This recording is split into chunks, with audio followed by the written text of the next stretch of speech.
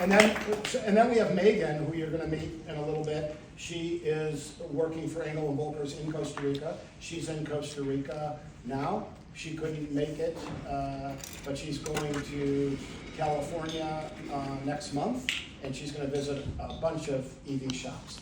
So we're here to really talk about the whole process of real estate, how you buy, what that process is like. But more importantly, a lot of people have been catching a lot of attention to Costa Rica for the excitement of the ocean and the jungle, the lifestyle, and all the glamour that it's getting from all the magazines and publications. And it's all legitimate, it's all real. The population in Guanacaste, the real estate market, it's growing, it's early on, things are happening, and it's happening quickly and very slowly at the same time. Mm-hmm. Quickly because there's so much interest, and slowly because of the culture of the Costa Rican ticos, okay? And the Pura Vida culture, right? And these guys will talk more about that, but at the same time, a lot of it's the same as far as the experience from the real estate. And I know that, and I'll mention this because Paul's in the house.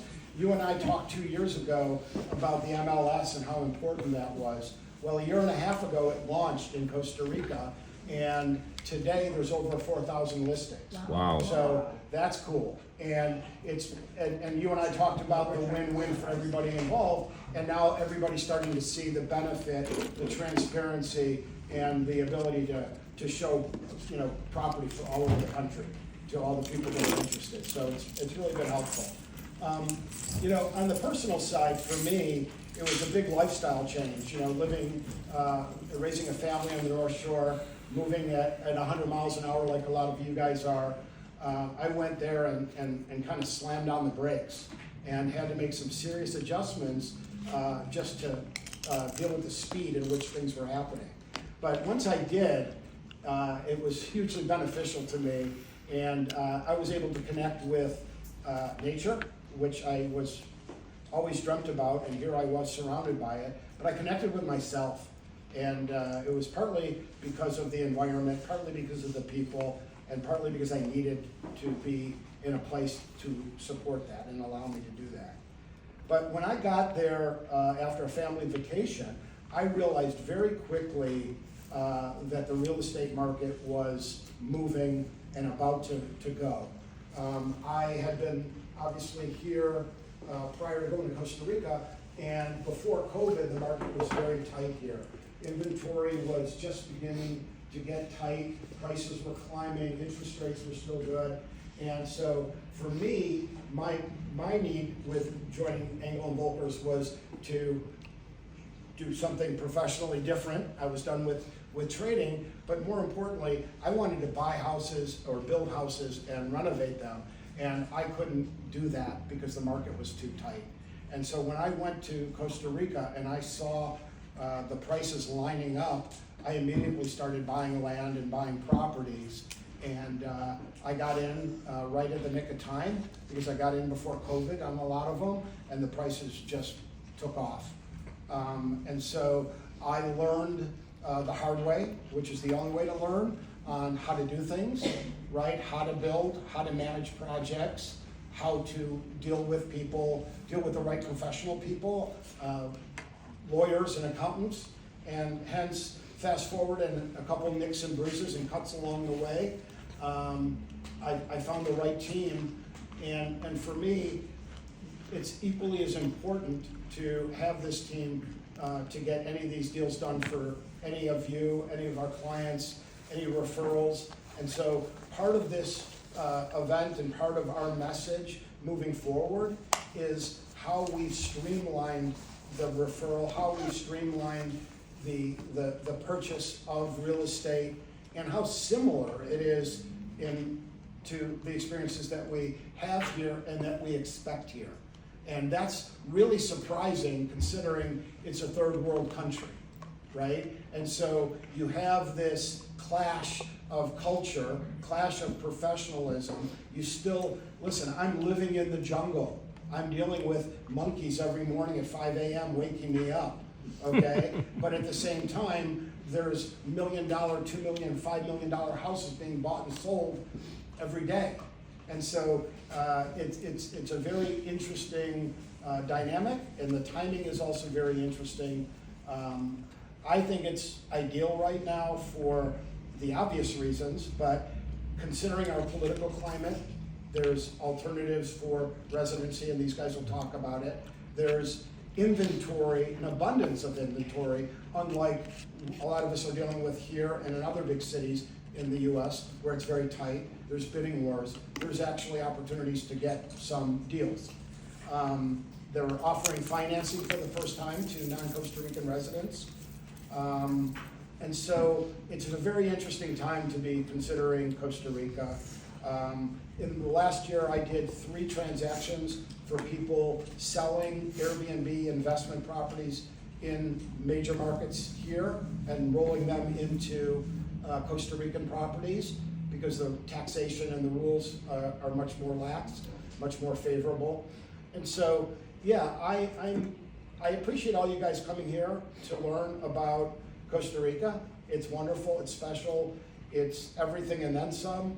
But at the same time, we all have interest and we all have clients that are looking to purchase homes outside the United States, close enough to get on a flight. From here, it's a 4-hour direct flight to Liberia. It's a 45-minute drive to the beach. So you're literally landing, grabbing your bag, and you're, beachside in less than an hour. And so that's pretty attractive as well. And so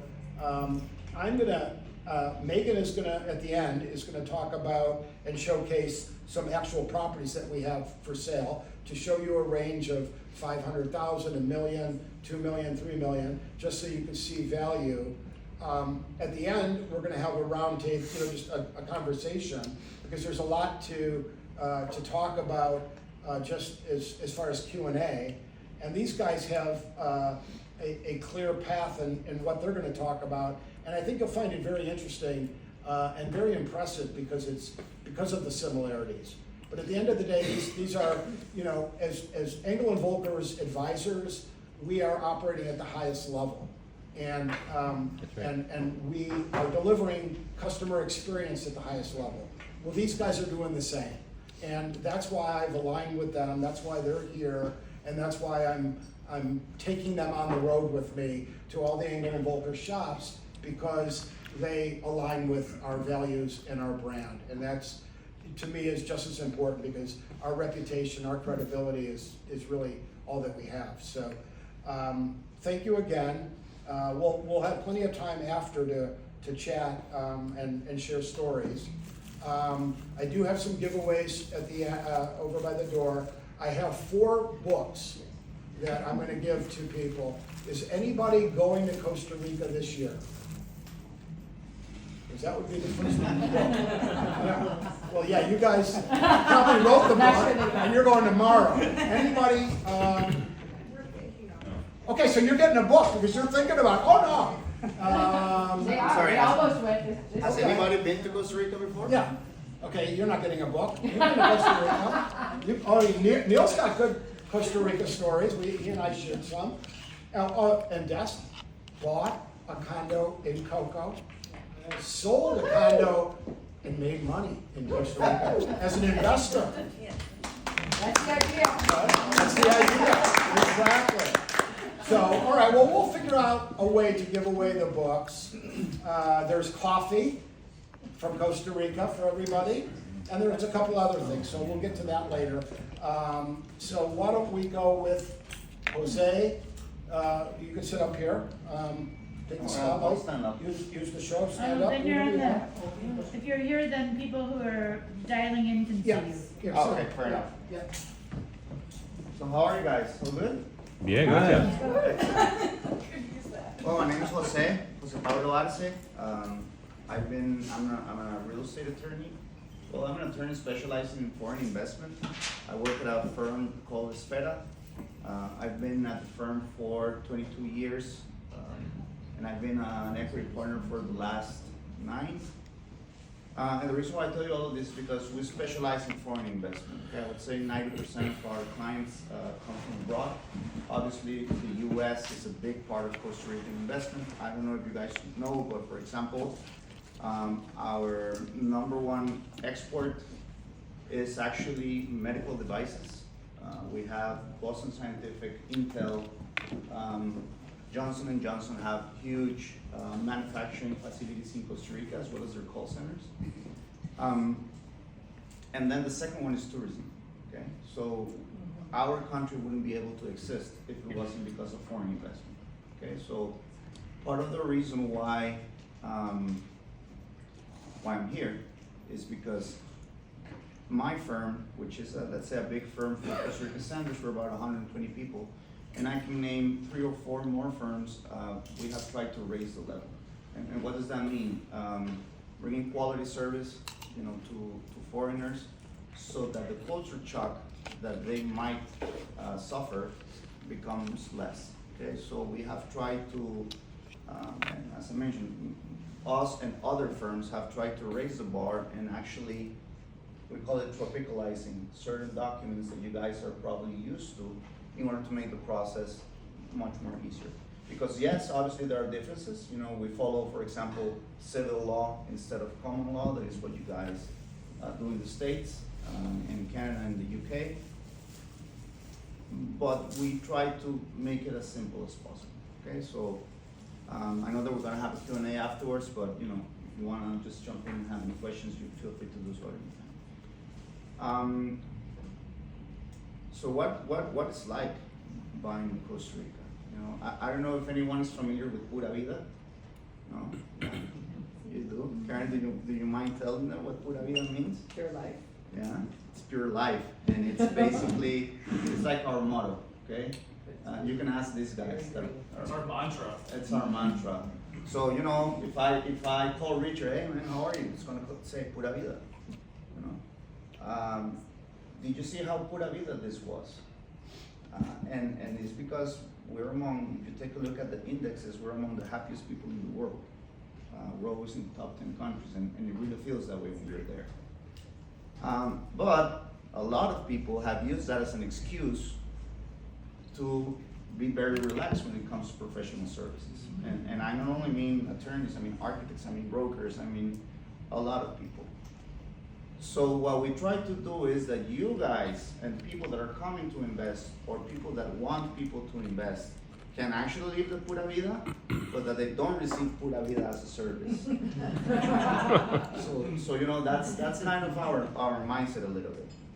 Okay, well, here are some facts about Costa Rica that I don't know if you know, but we also have a very long-standing relationship with the U.S. Okay, really deep-rooted, especially in the 70s, from 60s, 70s, and 80s. Central America was a big turmoil, and Costa Rica wasn't. And part of it was because of our alignment to the U.S. Okay, so we've always had that, and I think that also explains why we don't have an army, you know, because I think we do have, but it's here. But you know, there are other things that you can see about it. You know, fresh organic food, stable government, golden passport residency. We're going to talk about. Okay, so how is it like, or how different it is from buying real estate? One thing that we have different is that we have a centralized public registry. Okay, so what does that mean? There's a government offices in which all properties are recorded. Okay, and I can go online. You know, I have let's say the property number. I can put that number in, and it will throw me all of the information on the property. Who owns it? How much does it measure? If it has any liens or annotations, if it has mortgages, etc., etc., etc. So that's, and the reason why I say this is because it's very safe from a government perspective, because basically the government will certify to me who owns the property, what kind of liens or annotations does it have. So, you know, that's the first filter, okay? And you as a buyer can actually, let's say, buy based upon what the government is telling you. And you know, that's how on bigger terms of the whole system works. So Yeah. legal framework.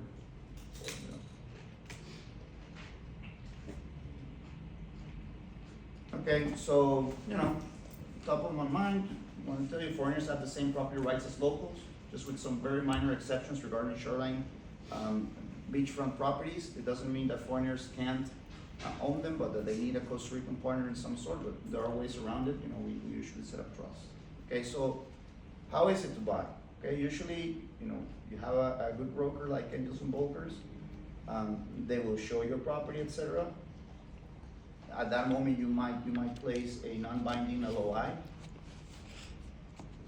If the seller accepts, the offer, basically you move with an attorney. The attorney will do a simple title search, okay? And then afterwards, a more binding option to purchase or sell and purchase agreement will be drafted, okay? Basically on that document, which is very important, the seller commits to sell, the buyer commits to buy upon terms and conditions, and you will enter into a due diligence process, okay? That due diligence process will usually, the standard will be about 30-35 days.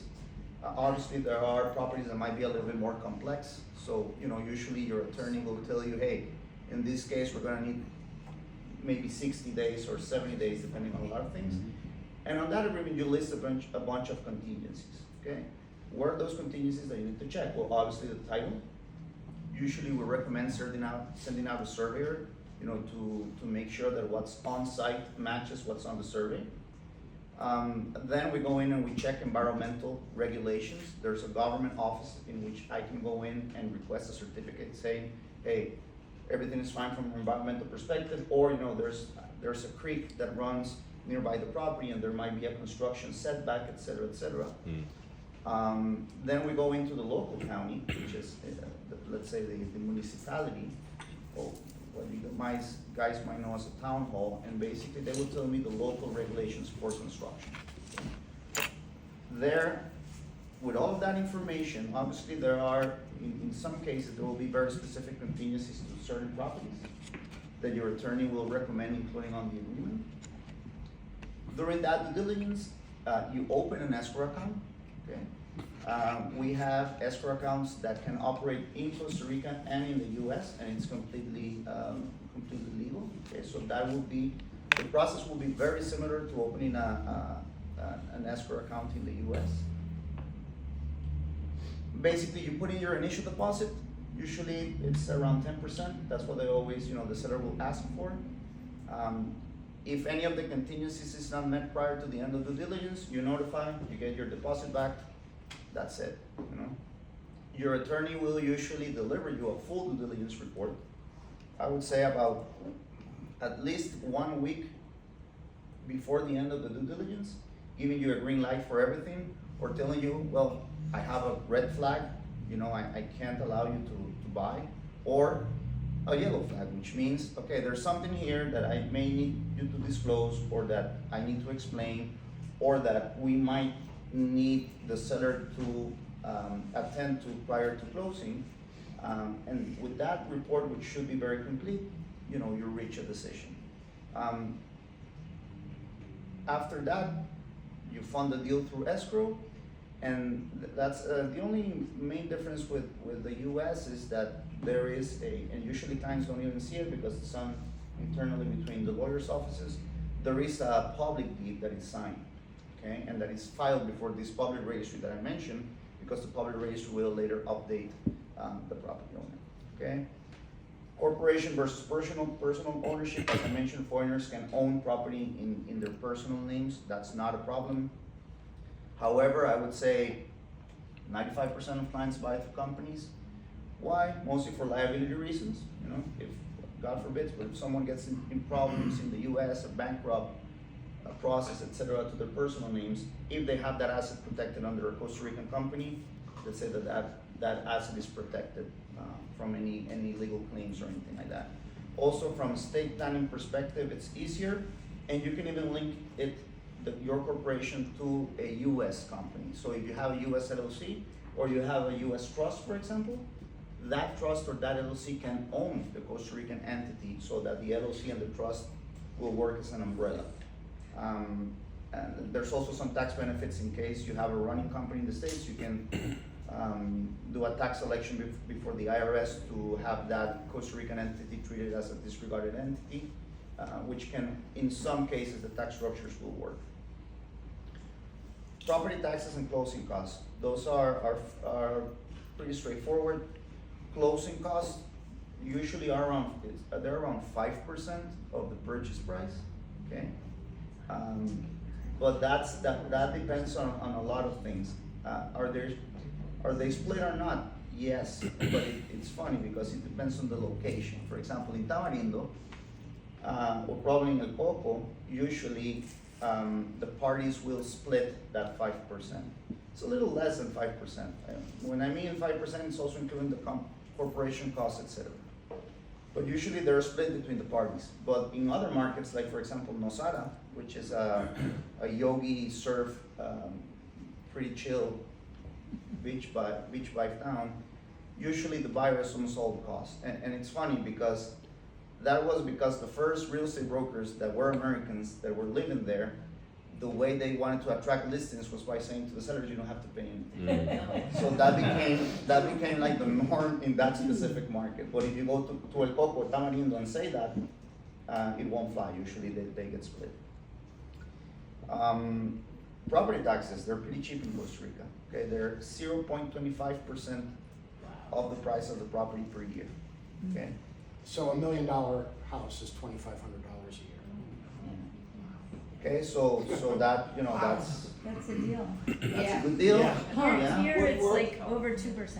Yeah, 0.25%, it's basically a quarter of a point, okay? So, you know, that's good. There's also, in some very specific cases, a luxury home tax, which is the same amount, a quarter of a point. Those are for houses with a construction value, not including the land, of around 300 grand. You will say, well, almost every house will qualify. Not in reality, because the tax authorities use a methodology that is way off with the market value. So not necessarily a $1 million house will qualify for the luxury home tax. Obviously, at my office, we take care of that. We have engineers that we outsource to make the valuations and to let the client know if they need to pay it or not. Okay. I wanted to show you, this is kind of a little diagram of what a buying process will look like. Okay. So, you know, we start at number one, which is basically what I mentioned is the execution of the sell and purchase agreement or PSA. Initial coordination. Here we coordinate with escrow, outsource inspections. What I mentioned, you know, we send out a surveyor. If it's a house that's involved, you know, already built house, we also send a civil engineer to make sure that you know that there are no structural flaws. Like an inspector. Correct, an inspector, which also renders its reporting in English. Here, escrow agent, escrow compliance process. You know, you do need to comply with certain regulations. Know your client form. You need to submit certain bank statements, etc., etc. Due diligence report. Time for client to review and approve the results. Expiration of due diligence, creation of holding company, you send the outstanding balance to escrow, closing, post-closing items, you get a closing book, change of utilities, introduction to asset management department. Why is this important? Basically, this is a department that good law firms have in order to, so clients can comply with everything. How much will a corporation cost you per year? I would say about $800 per year to basically have it compliant and, you know, do all the filings, etc., etc., etc. That is without the tax implications that Richard will later talk about. So I don't know if anyone has any questions about this, or we try to do it as very straightforward as possible. So a good attorney will be along the way with everything. Okay, so what we always tell our clients is, we know in some cases, you know, how scary it will be to buy for the first time out of the U.S., you know, and especially in Latin America. I mean, we know that Latin America sometimes gets a bad rep. So what we try to be is more than lawyer to our clients, okay, and be more business partners. And what I always tell them is, hey, there are no dumb questions to ask. You know, if I was buying property in the States, I would probably have a million questions as well. Okay, so it's all about opening the lines of communication and have clients feel comfortable And we always tell brokers, because at the end of the day, the brokers are our most important partners, because they are the ones that recommend the work to us.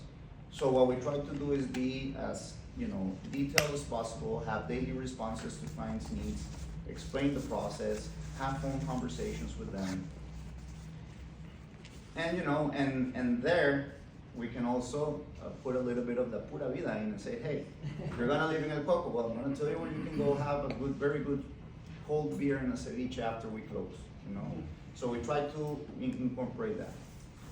Talk a little bit about the residency. Yeah, thanks. So, residency and investment incentives. Basically, we have, right now, we have what we call the Golden Visa in Costa Rica for investing. So anyone that invests over 150,000 US dollars can apply for a Golden Visa, okay? That investment can be in real estate, okay? And it's fairly easy to prove. You just go through the process. You already have a public deed that shows the real purchase price. You go, you file it. What does that benefit you? Well, first off, it means that you don't have to leave the country, okay? U.S. citizens now get 180 days of visa, but for people that want to really live in Costa Rica, okay, you will need to fly out every 180 days. If you get a temporary residence, no, you can stay in the country, okay? So the important thing about that is that also you can import 2 vehicles tax-free, and you can even bring in a container of your household items tax-free as well, okay? The initial residence is for 2 years. That's what we call a restricted residence, because you can live, but you can't legally work. But on the 3rd year, you can file for a more complete residence, which allows you to basically be up to date, and you can even be on a payroll and you can legally work on anything. That doesn't mean that you can invest. It just means that you cannot be before those 3 years on someone's payroll, for example, okay? And then after 7 years, you can apply for citizenship if that, there are people that, some of them, I'm not gonna get into politics, but every now and then when there's a big change in government in the US, we see people that renounce their US citizenship. And they become Costa Rican residents and citizens, and they can actually vote in our country. Another 2 types of residents that we have that are fairly easy is what we call a rentist.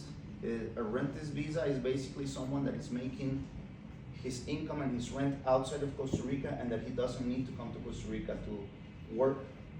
If they can prove a stable income of over $3,000 per month, they can come into the country. How do you prove that? Well, you can have a CPA certify your investment portfolio. You can certify, for example, lease agreements that show that you're getting enough income to not be a burden to the Costa Rican government. That way you can also come into the country, but you don't get the tax benefits that I mentioned. That's on the investment one, the one about importing cars and the household items. And then the third one is what we call the retiree investment, which is, retiree residency, which is basically people that have, for example, a pension from Social Security or some sort of Army benefit that they can prove that they receive at least from that pension fund $1,500 per month. They can also come to Costa Rica and have a residence.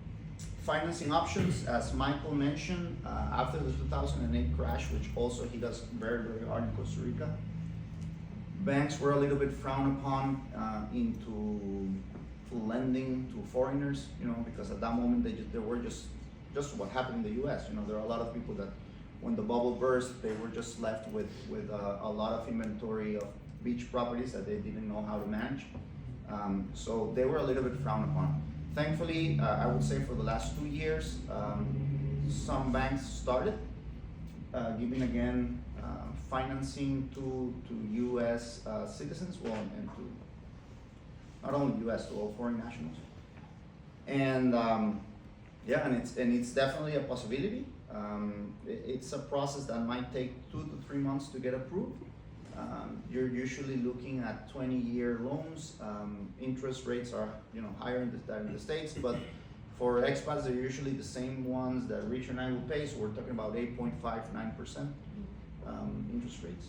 So that's also now a possibility for clients. So, did I left something out, Michael? You wanted me to? No, I think it's great, and we'll get some questions and Sure. and get more engaged after Richard and Megan. Yeah, and I think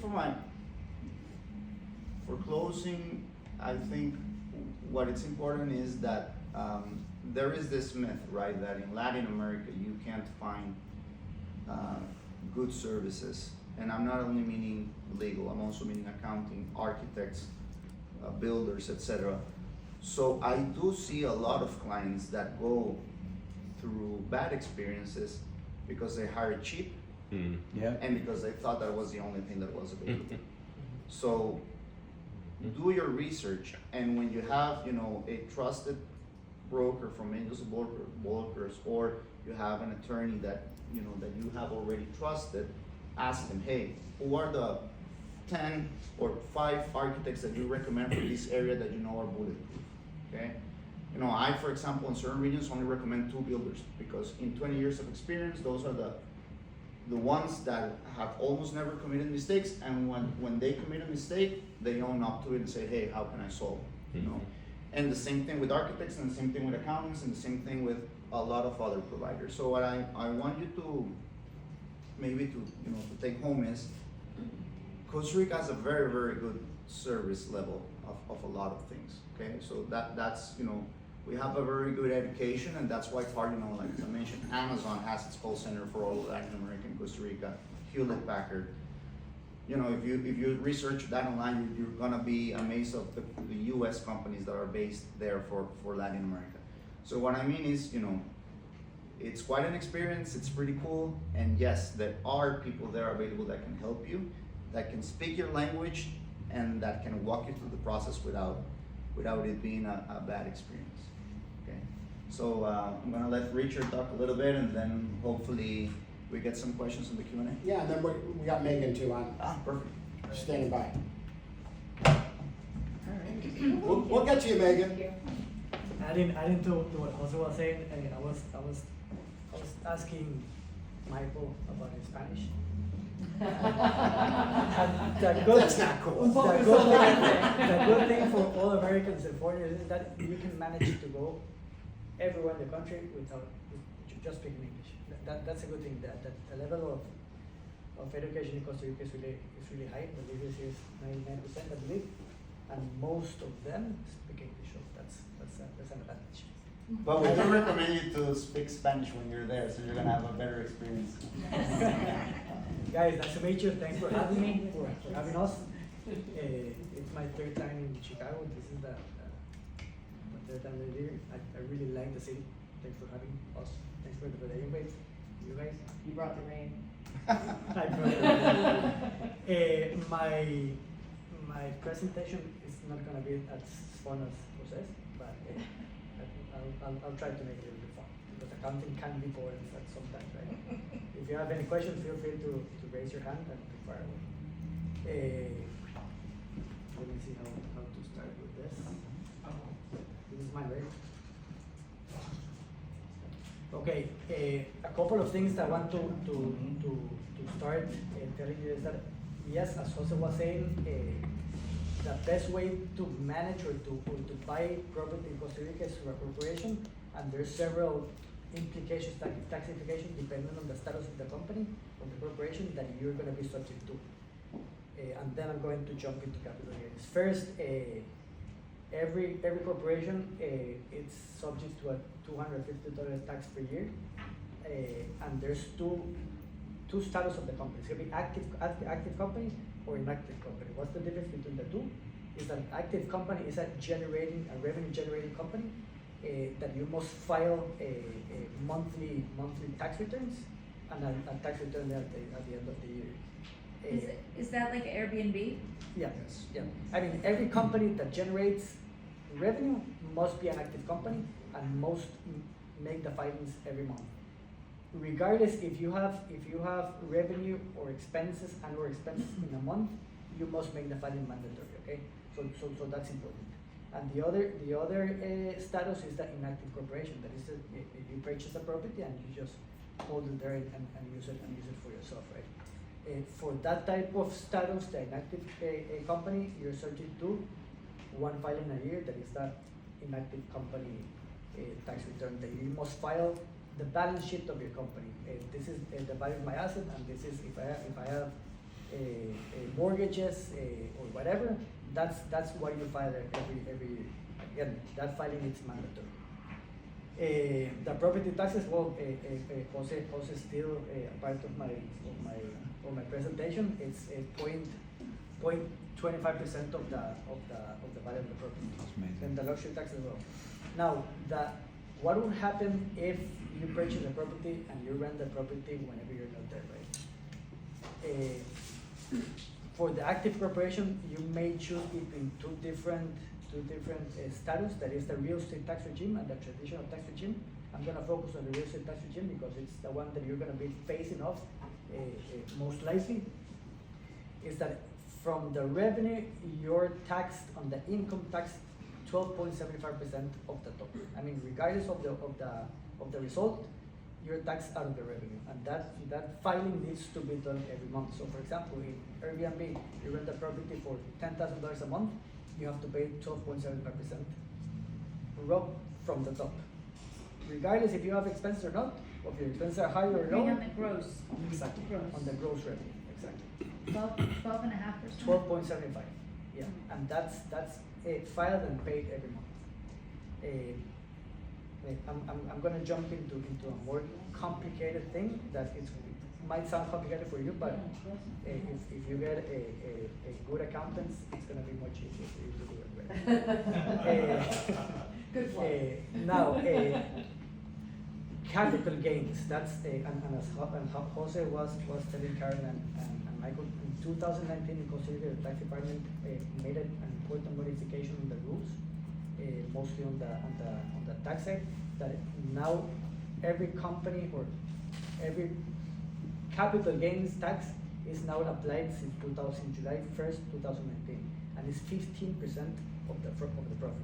But how do you support the cost basis of your property? Is the public did that the attorneys elaborate whenever a closing is done.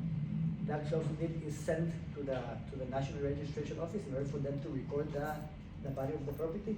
And if you're going to be investing something that adds value to the property, let's say you purchase raw land and you're gonna build a house, you must request every vendor, and we were discussing this, every vendor to address an electronic invoice address to the company. So that way you're gonna be able to support the cost basis of your property. So whenever you sell the property, that you will sell subject to capital gains, you can support all the investment that you made after the purchase was sold. So obviously you pay the taxes that you need to pay. That's a really important part of the Costa Rican tax department that everyone must comply. Is that, and this is something that Michael, well, every foreign investment struggles a little bit at the beginning. That every time I go to a vendor, to a hardware store, to the gas station, I have to tell the cashier I need this electronic invoice to be addressed to this company. Yeah. Those invoices. That's a big thing. Like, they literally walk around with these things Yeah. in their wallets and have them identifying their various It's here. companies or whatever. There's his too. Right? So when I make an And when expense, you I give walk- them this so that they can invoice me to this specific company. But there's a geniusness to that. Think about it. We all do what we collect our receipts. shoe And bags. we have to like write Yeah. notes on them, and Exactly. we do this and that, and then we have to submit them. We have to scan them because you guys are saving trees. Well done. We're not. And it's genius, actually, It's but actually it's easier, 'cause, you know, for example, I have like a You just have to specific get your email mindset address around where it. all of this invoices go to, and then I just forward those to the accountant and makes And that's exactly our first recommendation. Whenever you're gonna open a company or you're going to be making capital expenditures in Costa Rica, go ahead and open a Gmail exclusively for the Costa Rican invoices. So that way you can give access to your accountant, for your accountant to properly register all the investment, right? Yeah. And so how does that 50% capital gains apply to a tax return here in the US? Okay, yeah, that's I very thought important. 50 or 15? 15, 1-5. 1-5, yeah. Oh, way better than 5-0. Way better, yeah, way better for the investor, not for the government.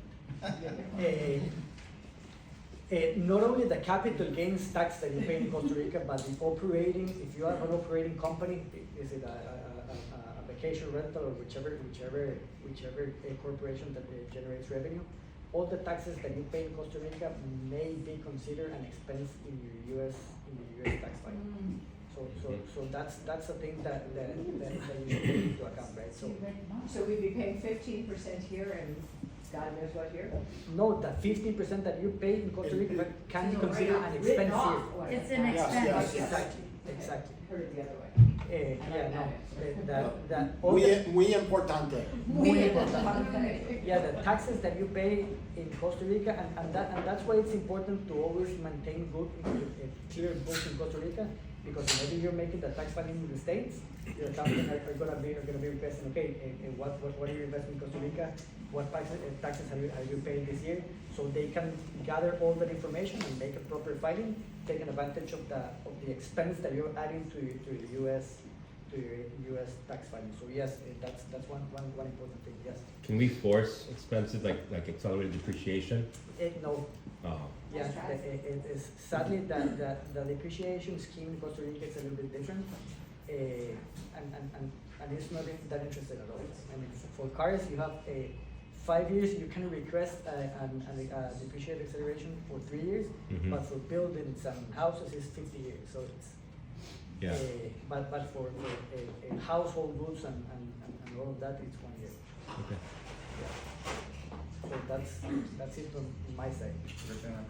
Yes. I've heard different estimates on how many US, expats are living in Costa Rica. What's the number you have? It's funny because I was in Michael Rubio was in Costa Rica about a month ago, and it was a very important visit because he basically said, hey, Costa Rica is a landmark in Latin America for US expats. You know? Jason, sorry. The problem that we have is that a lot of these US expats don't live there full time. Okay, so in theory, full time, we're talking about almost 40,000 US nationals that are living full time in Costa Rica. But the estimates is that part time we could even have as much as 80,000. Yeah. Because we do have a lot of my clients will escape the cold and will live in Costa Rica November, December, January, February, and then they come back in March or at the end of March.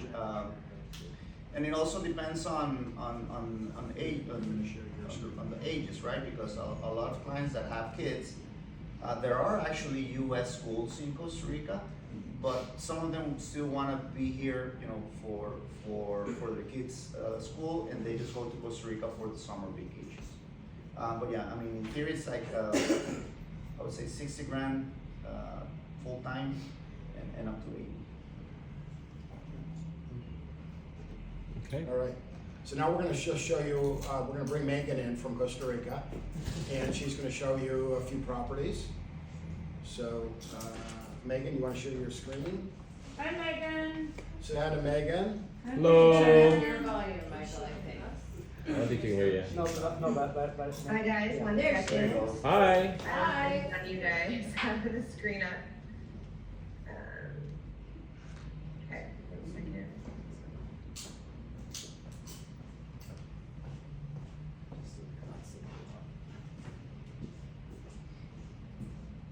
Okay, you guys have that? Great. All right.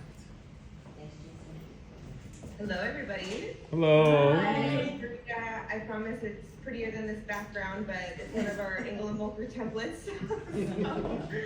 And it's dark out here, so our sunset's pretty early. It's about 5:30. So I just wanted to make sure I saw everybody, and I wanted to showcase a few of our fun projects and properties throughout Guanacaste, where I specialize in real estate. I've done branded residences for over 15 years throughout Guanacaste, so from Four Seasons to Ondas and other interior developers throughout Guanacaste as well that are doing large productions of homes around anywhere from about $1.5 million starting to about 8 million, and the master plan is about, I would say we're pushing for about 500 homes.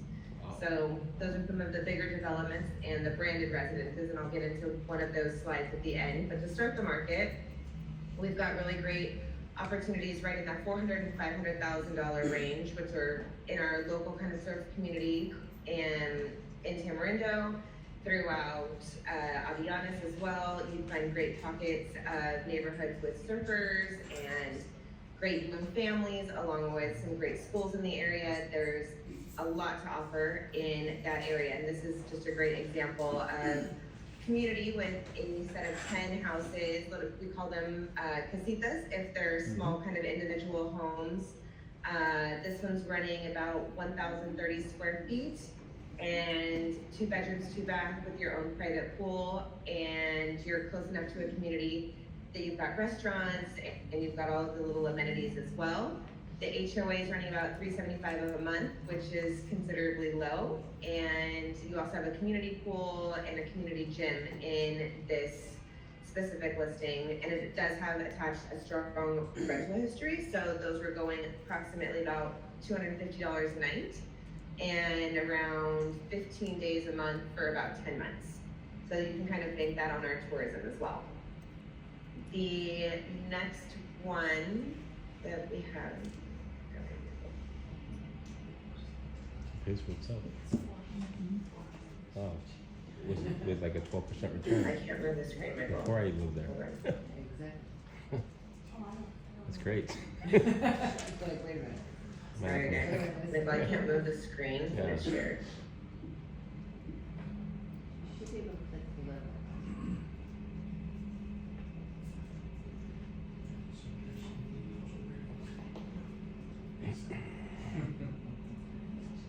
Got it? Yeah, hold on one second, it's gonna be that.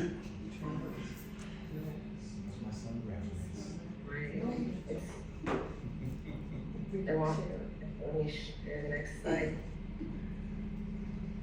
Oh, hold on a second.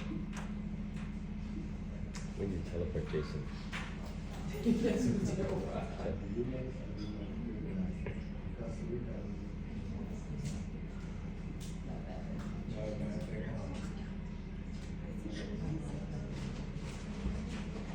Okay, here we go.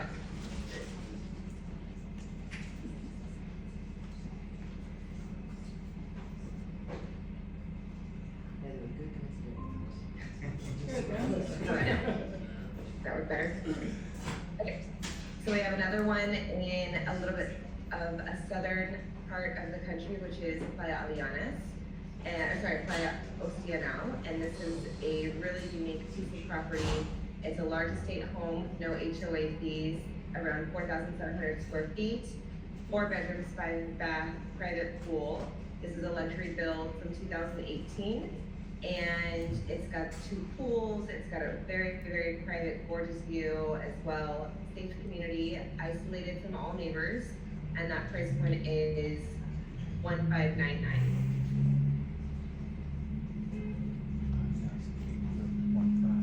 And this is one of our, Dawn Wolf's listings. So this is one of Engel This and is our Volker's brokers. Yep. listings, yeah. Our next one is where we have Reserva Conchal, which is a luxury branded residences, and those are located a little bit more north towards the Flamingo Conchal Tamarindo area, if you guys are familiar with that area. This is built in 2024, so it's new construction. This is luxury amenities, golf course, restaurants. The price point is 3.2 million, and the square footage is about 6,264 square feet. HOAs are much higher in this just because it is a branded residence, so it does have all of the other amenities such as high-end gyms, spas, multiple restaurants. It's centrally located, and it is one of the most beautiful white sand beaches right in front. So with that price point, you get all of those great amenities. There's a wonderful school options as well in that area, and this is another one of our agents, Cynthia's listing. Megan, would that be full-time or is that part-time? Sorry, could you say that again? Was that part-time or full-time for? Residents, like who would live there? Part-time or full-time what? The buyer, would they be a full-time or a part-time resident? This would most likely be a part-time resident because of the rental pool, which they have a huge wait list for people trying to get in for vacation rentals. So the ROI on these are really, really great. They have easily a bigger funnel of high-end rentals coming through. So I would definitely say not a full-time resident. Full-time residents typically be in Hacienda Pinilla, which is the next neighborhood down that's not branded residence, but it does have a golf course and it does have a clubhouse as well. And it's close in proximity. So branded residents, we find that most people don't live full-time. Rarely there are some, and if they are, they get to have all the amenities all the time.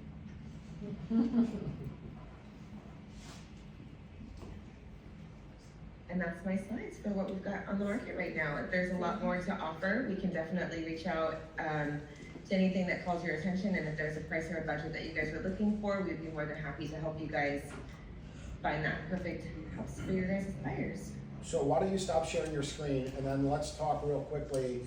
I guess part of this presentation is to support and encourage you guys that we have the referral process nailed down. And part of that is the confidence with the brokers that will be handling the client, your client, our clients, and then the professional service partners. And so we wanted to show you A, the team of the people for the referrals, and B, what the price points are. The cost to build is low compared to here. High-end construction, $200 a square foot. Okay. If you noticed in Megan's presentation, and something that we offer all the clients in showcasing properties, is the price per square foot, significantly less. The price to sell and the price to buy and the price to build, significantly less. So in conjunction with the property taxes, significant. Did you have a question? Yeah. Yeah, please. Where's Megan, where's your office? Where's your shop? Where's I can't. the only shop that we have in Costa Rica right now is in Samara, which is a small surf town almost next to Nosara, so And- further south. And can you ask her sort I of, personally live in Playa Hermosa though, which is the north next to Liberia. So I promote a lot of that area as well. so but I they just cover the wanna whole showcase coastal more area? Yeah, there's 12. The Cascade Marker area. Okay, so 12 brokers and that shop, covering all the way from Megan being the furthest north, all the way down to the South Pacific. So there's brokers Manuel in Antonio, yeah. Manuel Antonio, Tamarindo, Yeah. Flamingo. I'm Playa Grande and Potrero, Surfside. Getting further north, hand off to Megan. So we have that whole coast kind of covered. Can you ask Megan, what's the mix of her clients, local versus like out of the country and US? So Jenny asked a good question, and something that you and I talk about a lot. What is the percentage of people that are local that are buying versus people coming in from outside? And we talk about outside as, we talk a lot about Americans, but Canadians have a very big presence. And now with Europe adding all these flights, Europe is making its way into that conversation. But before you answer that question, I think it's worth noting that in the schools, in the areas that we're talking about, they're represented by 20 to 25 different countries.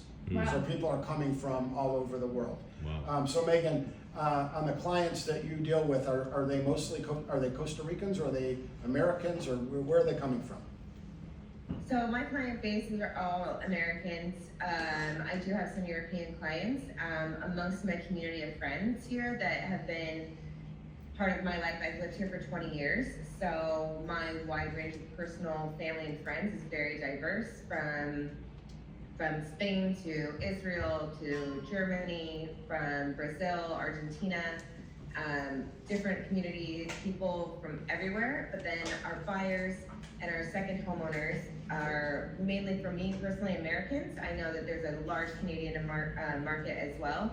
I find that I'm from California, so my main feeder market is California and any other direct flight location. So we've got a lot of access through direct flights, and I find that those are where our buyers for the price point that I normally specialize in are coming from. So are you guys saying that you guys or your team can service almost any part of Costa Rica? Yes. Okay. Yeah. Yeah. From the accounting and legal, absolutely, and from the brokerage, we would just assign the local person in that market. And Costa Rica is very small, so I don't know if you guys have seen it on the map because it can hardly be seen. But if you're in the center where we live, you can San actually Jose is move. middle? Yeah, you can actually move to any part to the both coasts in less than 4 hours. So that's Your what roads we're. are better. And that's a 2-lane road. Yeah. It's not a highway. Okay, well, let's, oh, yes, please. That's kind of a good segue. I'm sort of gonna be the curmudgeon in the room. We're avid scuba divers, and we were gonna go for a month. And we have friends that go every year in the winter. We were gonna go and sort of make an expat community this winter, but when I started going on the scuba boards, what I was reading is that there's diving off the Pacific coast, but you have to go on a boat pretty far out. But the diving on the other coast, it's available and less treacherous as far as like physical endurance, but the narcos move drugs up and down that coast. And so it kind of scared me, like, it's a small country, how, like, if you can go coast to coast in 4 hours, how safe is it from that standpoint? No, it's pretty safe. I mean, with regards to, Karen was sharing an experience that she went with how many 17-year-old girls? 12. 12. And me. Driving all around the country. On a van. I'm not gonna tell you. In the 90s. Yeah. in the 90s. Just say. I'm not gonna tell you that security is not a concern in Latin America. I mean, the reality is that we are in the middle of the guys that produce the cocaine and the biggest market of cocaine in the world. So it's gonna pass through there. So that's a reality, and that's something that we live with it, and we learn to live with it. Thankfully, our levels of violence are nowhere near other Latin American countries, okay? So to be honest with you, there was an article about that specifically. And for example, that part they were focusing the article on, I've never known any Costa Rican that has ever gone there because there's no reason to go there. The narcos operate in areas where people are not visible and where people don't go because they don't want to get discovered.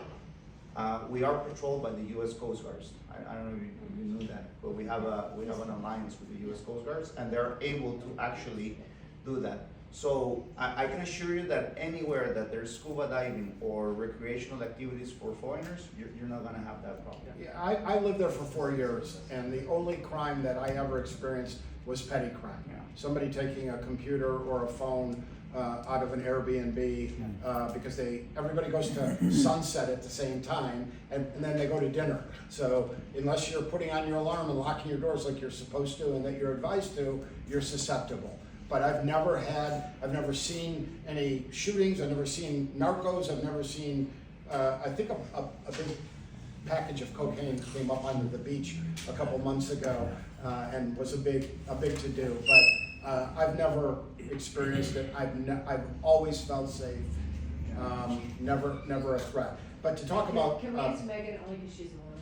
Sorry. Yeah, sure. Yeah. Megan? She might not have heard So, yours. And another on the scuba, there's this place called Isla del Coco, it's called to be Coco's Island. That is Yeah. one of the most interesting places to go scuba. But yes, it's a 2-day trip to get there. Yeah. But there's plenty there's plenty near the coast. in Potrero. I mean, I know people that are coming in and loving the scuba. You come at the right time of the year, you're there for turtle migration, onshore, you're there for humpback whale migration. Moms are there with calves. Megan's frozen.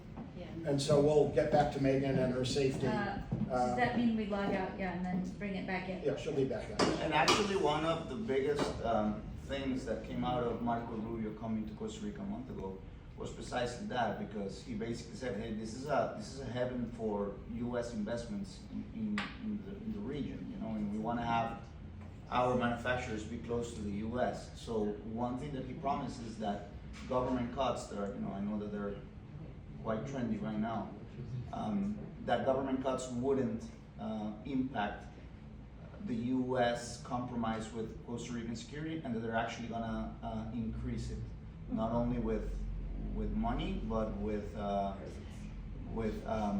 training to our police. Good. All right, Megan, I guess you scared her away with that security question. She'll be back. I gotta tell you, hey, what's on a side note, it was so nice going from 3G to 5G coming back here. You have no idea. Anyway, so go ahead. I wanted to ask two questions. One was the Wi-Fi tech that I think you just answered. So it's at 3G, right? Yeah. They have fiber optic, but you're operating, everything's on WhatsApp. Okay. Right? And so you're relying on Wi-Fi. Sure. It's inconsistent, for sure. Okay, got it. It's good, but it's not always there. The other one was about the market. So, what are we talking about in terms of, are there a lot of the $400,000 ones or more of the $300,000 ones? What kind of a market do you see would be probably, and what volume, I guess, is more important? Are we talking about over there? Because it's a small place. There's pockets. There's lots of interest in the $300,000 and $400,000 range. Okay. 1, 2 bedroom, 2 bath condos, small little houses in the 250 to 350. 5-10 minutes to the beach. Sweet spot is $1 million, $1.5 million. I feel like the key is to get people down there and they fall in love with the place. Getting them down there is easier than getting them to Come back. sign before they go back. Well, once they come back, it's going to be different, right? Every day that goes by, The spell's broken. That's unfair. every day that goes by is another day that their reality is starting to set back in, Right. and that honeymoon phase is starting to fade. Got it. Um, What are commissions like? 6, 3 and 3. Okay. The issues that we're dealing with here in the new contracts, non-existent there. Okay. Land is sometimes offered at 8 and 10% commissions. Got it. Always paid by the seller. Okay, cool. Thank you. And so one of the things that Jose talked about was the closing cost at 5%. It's all the stuff that I'm involved in is either buyer pays, seller pays, or it's split. So that's just negotiated in with the transaction. Awesome. Thank you. So do you guys, had a client who, she was a friend and she wanted to buy property in Costa Rica, and somehow they convinced her to buy land, a lot, instead of something that was already built. She had a really bad experience with the contractor, and I felt helpless. I didn't know what to tell her. So you kind of talked a little bit about it. So how do you make us feel better referring someone in another country, especially if they're buying land? Well, I think it's all about managing the expectations and being transparent. I've built houses there. I've built houses for other people, okay? And it's challenging, but at the same time, it's also very rewarding. Mm-hmm. But you have to have the right professional team. You've got to have the checks and balances. You've got to have accountability. You've got to have transparency. As a project manager, I was all about accountability. But there's a very slippery slope on the professional service level. It's really, really good at the top, and then there's a very significant fall off, right? There's so many bad brokers and so many bad lawyers and so many bad builders. It's like here. It's a global thing, right? Okay, but look at all of us in the room, right? We're operating at a higher level than mostly everybody else. And so, sure, just like Jose said, you're gonna ask me, you're gonna ask the lawyer, you're gonna ask, who are the architects, who are the builders? Right. Yes. And, you know, with 20 years experience dealing with the builders and my 4 years, hands-on, boots on the ground, I'm gonna tell you the reality. To only have two after however many years says a lot. Right. And to me, it says it's really important. We sent this You gal have to do your due down diligence. over there to, we thought it was a great weekend place, right, or vacation place. She came back so excited, she bought this land, just dirt. And she said, oh my God, they tell me there's gonna be monkeys. Well, 2 years later, the house is built, and she's being chased through the house by these monkeys that are taking all the stuff out of her cabinets, and she didn't I don't think know you can who. regulate that. She really didn't know who the builder was and the thing, and then she would call us and she'd go, I think I'm picking out tile, but I'm not for sure. It could be kitchen appliances. I just don't know. And it was an experience. The place turned out beautiful. And there were monkeys everywhere. Well, listen, the It's a monkeys Disney that I movie. deal with are very loud, and they're They're- usually at, at the sunrise. Yeah. So they're waking me up at 5. They do not come in the house. They're howler monkeys. But at the end of the day, you are in the jungle. You're in the jungle. You're in And the that's jungle. part of it. The good, the bad, the ugly. I mean, I've gotten bit by scorpions. My dog's been bit by Yeah. scorpions. Same. Tarantulas are around. that's Snakes of all Yeah. sizes. I would say frogs and lizards and iguanas are in my house all the time. Yeah. Insects that I've never even seen, bigger than anything I've ever seen. But you're It's in just the like jungle. here. It's just like here. Right. And you know what? In Chicago, the rats are like this. Okay? Because they're much smaller. But the good thing, guys, is that we have actually very, very good medical service in Costa Rica. Oh, beyond medical, dental. That's first world. We have a Yeah. very good. Oh, service yeah. I'm services glad you and brought that up. services. I know we're getting ready to end things, but boy, oh boy, there's medical tourism is real. Yeah. There are people coming to Costa Rica for medical services, alternative medical services, stem cell. Yep. Okay, alternative medicines are huge. People are coming there for plant-based medicine, ayahuasca Always experiences. What's that? That was traditional. You know, for the retiring people coming down. It's all accessible. Very, very Hospitals, good. yeah, it's all readily available, and easy access, very cost effective. My dental and medical professional services are 25 cents on the dollar. Yeah. And I'm walking into an eye doctor or a dentist that is beyond impressive, brand new equipment, spotless. You'd want to have that here. And to answer your question, is Costa Rica is a small country. We're 5 million people, and the business community is way less than that. So we kind of all know each other. When you're dealing with properties and you're dealing with transactions. So when you're gonna get into a hiring process with an architect or a builder or whatever, just you have to have at least 3 recommendations. If no one can say something good about that guy, there's something off. Right. Okay, so because it's a very, very small country, so that works in our advantage. Everybody knows who the best guys for certain things are, and there's always going to be a second tier that is also acceptable, and then probably you don't want to go without that. Yeah. If there's so few people at the top tier of the professional services, is there a long wait to have access to them? No, I'm dealing with a neurosurgeon right now in San Francisco for my son, and I'm pulling strings to get him in, and it's a 9-month wait, okay, for the average person. Yeah. No, you're talking about days. And for builders and attorneys and. Builders, you're gonna wait. Yeah. But the process is gonna take you a little bit of time. You want to identify your builder as you're looking at properties. Gotcha. Okay, but yeah, on the construction, there's a little bit of a delay because the demand is so high. Right, and there's so. But as far as doctors, lawyers, there's very little wait. Guys, I don't know if you have any. You can ask us even things that are not legal or accounting or business. If you just want to know something about Costa Rica that has always, like they're in your mind and you wanna ask. Is it mostly private education for the children, or is there a public school system? No, there is a free public school system in place, so basically, it's not only free, it's mandatory. Okay. So all kids need to go to school, starting I think age 5 or 6. You know, it's good.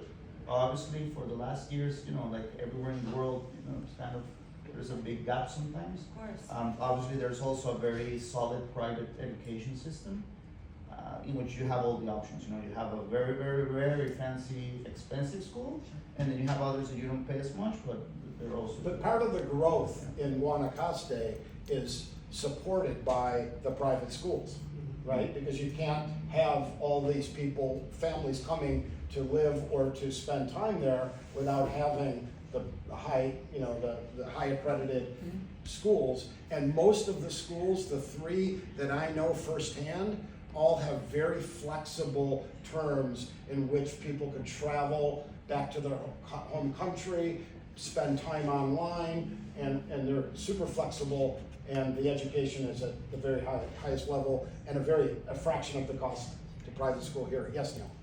Yeah, so do you find working with other real estate agents, since you're dealing with a lot of Americans, do you still operate on Tico time? No, that's a little bit of what I mentioned about that we don't want to sell the pura vida lifestyle sometimes. You know, and to be honest with you, like I was having this conversation with Richard 2 days ago. Like, Nosara is one of the hottest markets in Costa Rica. Okay, it's like this yogi surf retreat town. It's very interesting. And I happened to start working there 20 years ago. You know, just out of coincidence. It wasn't like I said, hey, I'm going to Nosara and I'm gonna attack it. I just happened to be there at the right time, and you know, it was a domino effect. And I was telling you, it was funny. They just wanted me because I would answer their emails in less than 24 hours. You know, which is nothing difficult to do.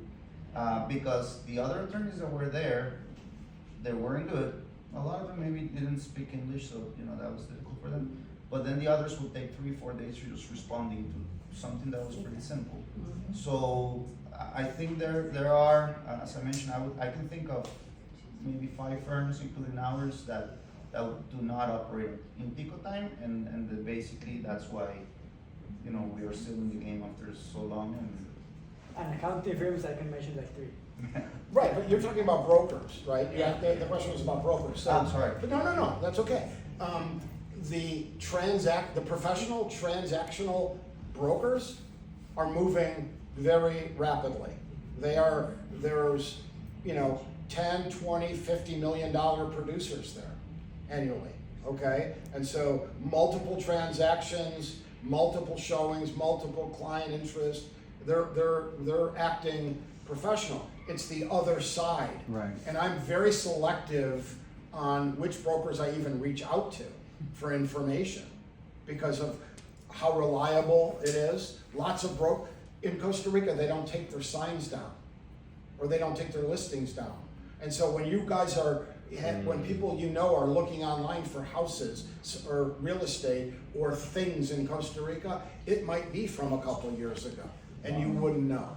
And so I have at the MLS, but I'm also in WhatsApp chats, and I only respond to maybe 15 high volume, professional, transactional focused brokers.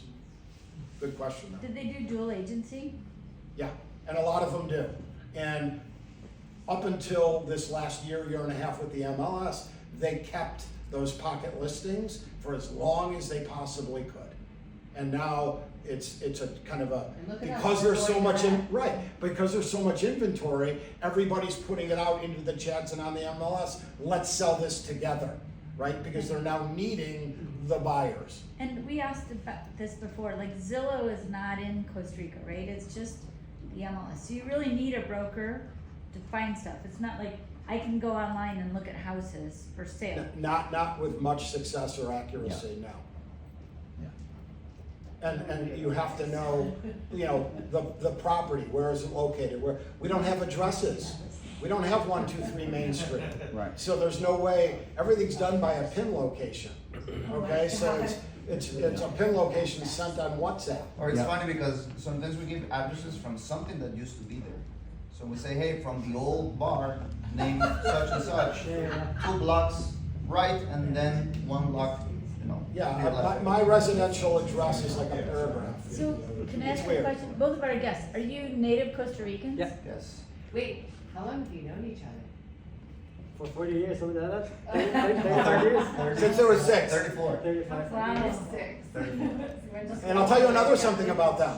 They come to the United States every year to go to different NFL football games, to experience the stadiums, the towns, and they And went to to, And your favorite team? they went to Green Bay, they went to Lambeau Field last winter, and I think next on the agenda is Denver, Mile High. Yeah, well, And you said they ski? You guys ski? I ski. And where do you ski? Usually Breckenridge. Oh, that's where I'm going on Friday. Really? Good for you. Spring break. That's good. Fun. Cool. All right, Should thank we you. mingle This for was a great. Thank Whatever you got. you guys. Thank you. This was so interesting. So good. I appreciate it. Sure, and guys, if you have any questions about Costa We're Rica here, in general, I'm here. Yeah. And we're gonna follow up with all And then there's this. a lot more food. Go get some. Yeah, their cards are up there.